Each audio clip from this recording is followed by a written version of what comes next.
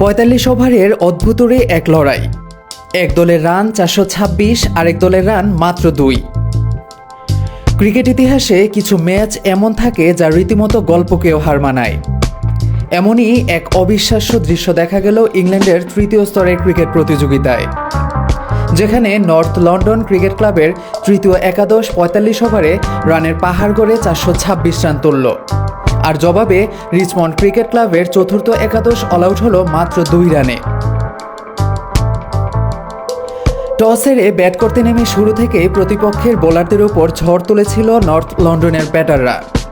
ইনিংসের গড় run rate ছিল ওভার প্রতি ৯.৪৬।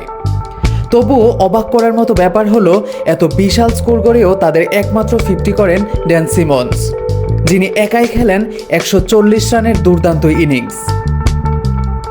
তার বাইরে দলের বাকিদের মধ্যে ২ অঙ্ক ছুঁয়েছেন সবাই, তবে দ্বিতীয় সর্বোচ্চ রান জ্যাক লেউইটের ৪৩ এবং তৃতীয় সর্বোচ্চ নাবিল আব্রাহামসের ৪২।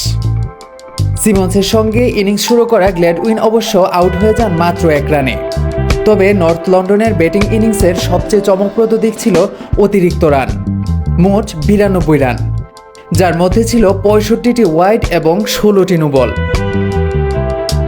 ৪২৬ রানের বিশাল লক্ষ্য তাড়া করতে নেমে রিচমন্ডের ব্যাটিং যেন ধসে পড়ে তাসের ঘরের মতো। মাত্র ৫.৪ ওভারে শেষ হয়ে যায় তাদের ইনিংস। রান সংখ্যা মাত্র ২, তার মধ্যে একটি আবার আসে ওয়াইড থেকে। কোনো ব্যাটারই রানের খাতা খুলতে পারেননি। নর্থ লন্ডনের হয়ে বোলিং করেছেন মাত্র ২ জন। ম্যাট রওসন ৩ ওভারে কোনো রান না দিয়ে তুলে নেন ৫ উইকেট, আর টম স্পাউটন ২.৪ ওভারে দেন মাত্র ২ রান, তুলে নেন ৩ উইকেট। এই অবিশ্বাস্য জয়ের সুবাদে নর্থ লন্ডন ২১ পয়েন্ট নিয়ে লিগ টেবিলের তৃতীয় স্থানে উঠে এসেছে। অন্যদিকে রিচমন্ড ৯ দলের মধ্যে মাত্র ১১ পয়েন্ট নিয়ে অবস্থান করছে পঞ্চম স্থানে।